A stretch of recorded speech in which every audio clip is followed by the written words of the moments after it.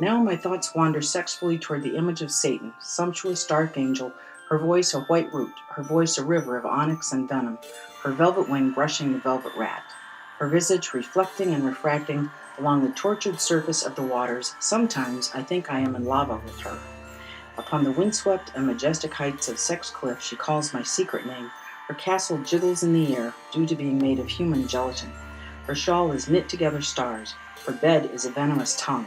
Her flames are dark, but they glow in the dark. Her hands very warm from the flames, her skin brightly lit by the flames, a supervisible radioactive mirror, the boundary of God's love in the world, demarcating the zone where God says, fuck it.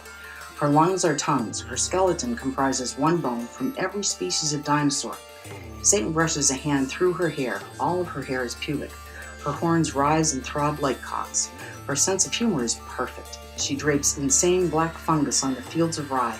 She takes the form of a lettuce eaten by a nun. She jots down new ideas for STDs. One that turns your genitals to clowns. One that, when you contract it, it kills your best friend. She invented chocolate. She is the one who first thought up drugs. One day she doodled in her notebook a rough draft of an outline for speaking disrespectfully to officers of the law. She has many fingers. I would even say too many. She soaked and burst a planet by crying into it. She fishes whale songs from the sea to do self-pleasure with, her eyes tangled in stars. What we see is a kaleidoscope compared to what she sees. In a locked cabinet in her library is an autographed copy of A Creature's Book of Space Numbers. She actually cries when she sees a rainbow. It reminds her of literature, which she cries when she reads it. Her tears fall on the page and light it on fire. It reminds her of her imprisonment, ensconced within a vast bouquet of history's warmest flames. In her world, the flames have names, and names burst into flames. Green ghosts wiggle all around the cake she lovingly prepares for the birthday of marijuana.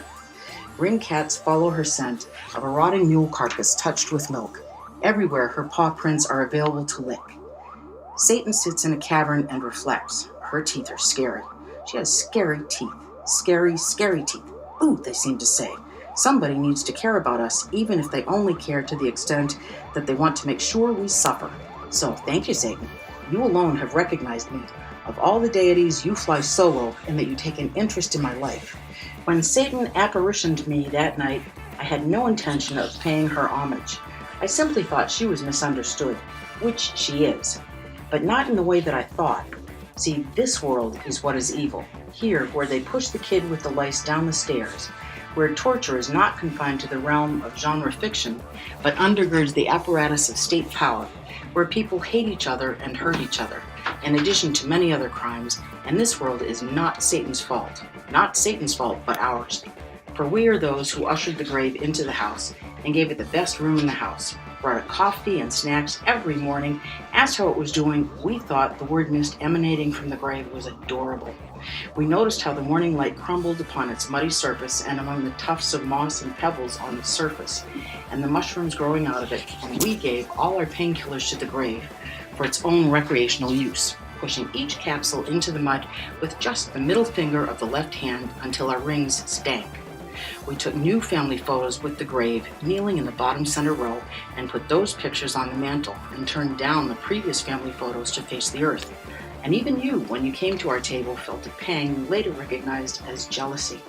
All this for a grave. That's wrong. We walk around wearing 2 graves as shoes. Wrong.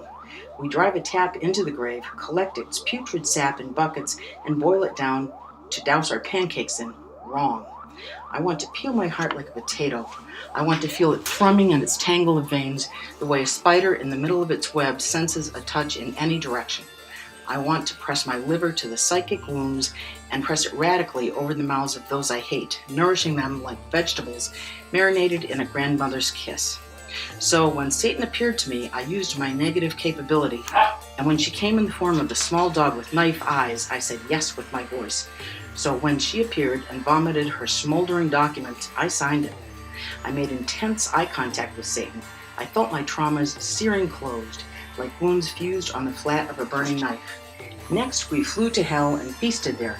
In hell, we saw how they made caramel. We ate the brains of a many-headed lizard. We injected powdered glass into the scrotum of Guy de Ray. We ate slurry, or manure dinners. We ate sliding animals, or the inside of a snake. We defecated into dishes, urinating or vomiting into barrels at the end of the feast. We cast black poison on the house of a student loan. Did you know there's no such thing as the opera, and in hell there is a place reserved for all those who perpetuate that lie? If you know you should change your life, but you don't change your life, I've seen your future apartment and it sucks. Roll every tattoo in history into a ball and light it on fire. That's just one grain of sand on Hell Beach, baby. A beach where suffering is considered totally worth it.